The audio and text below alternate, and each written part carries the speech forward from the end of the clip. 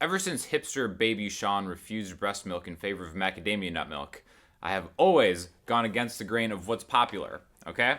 Now, this actually kind of hurt me in my guitar development because there was one thing that I always saw people doing that I never really learned, and I finally learned it, and I'm like, why did I avoid this for so long? It's gonna sound like this. If you've ever seen somebody do this before.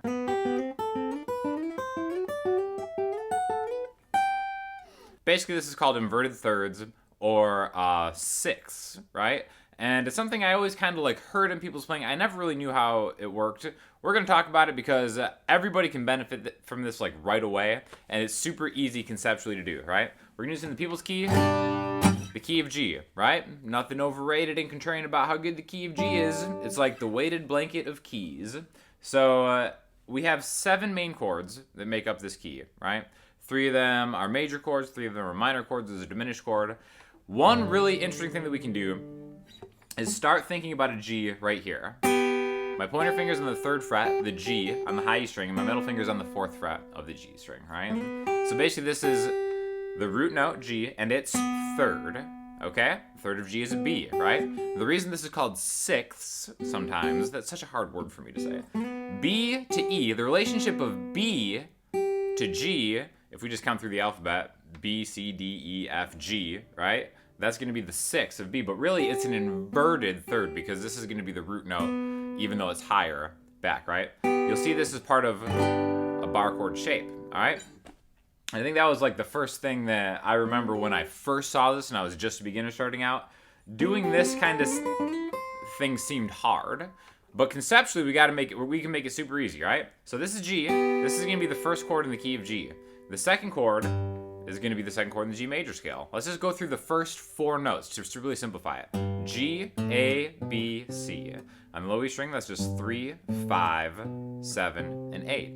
Same thing is for the high E string. They're both E strings, so it really just stands to reason that 3, 5, 7, 8 is going to be the same thing. G, A, B, C.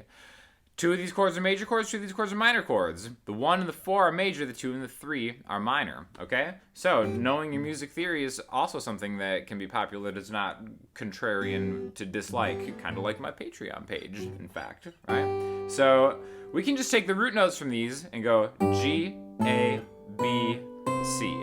Now when we add the third, like I said, the first 1, 2, 3, 4, and the 4th notes are major.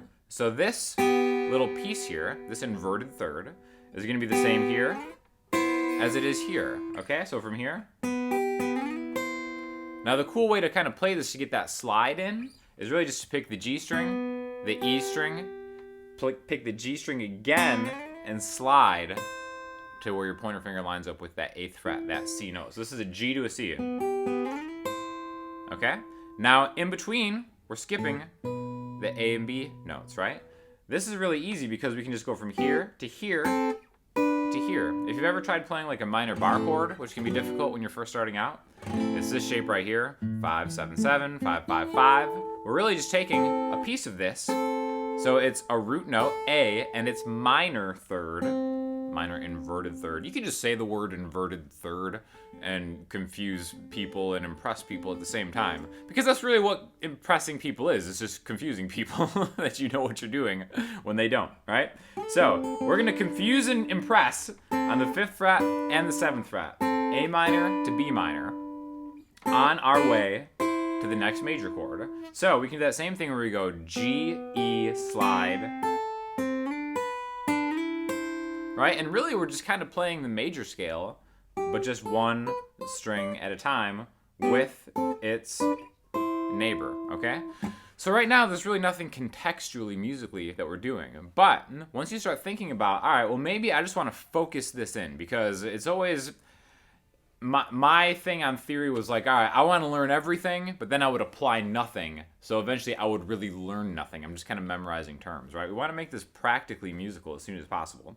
So we're going to focus in on just here and here. Technically, these are going to be the 2 and 3 chords in the key of G, A minor and B minor. Don't need to think about it like that.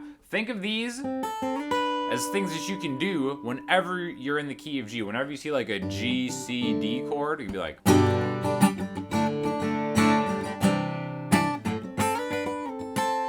right? And kind of just add that in between.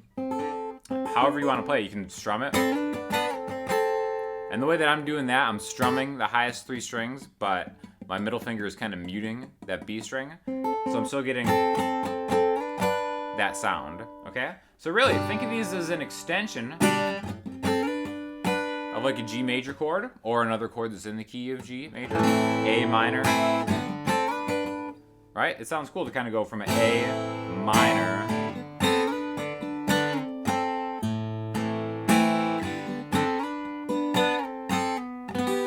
and then you can always end up back on G if you want. So that's just kind of one way. I think before you start doing like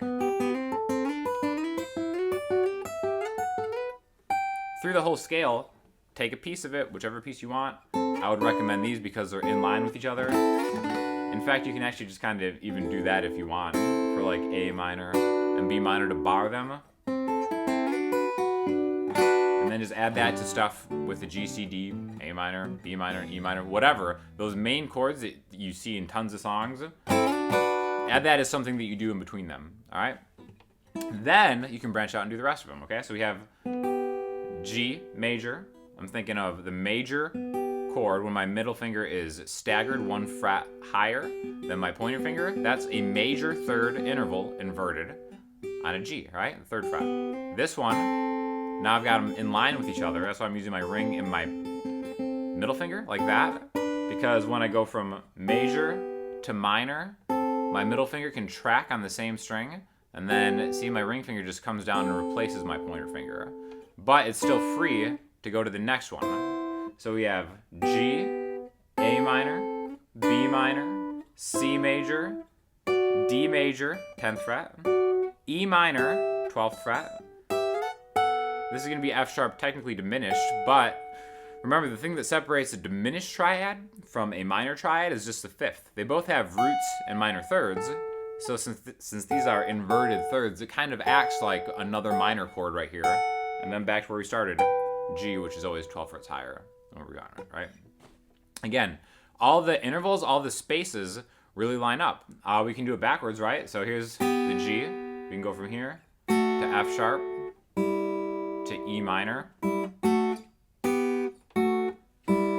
That's basically just a way to play E minor to G.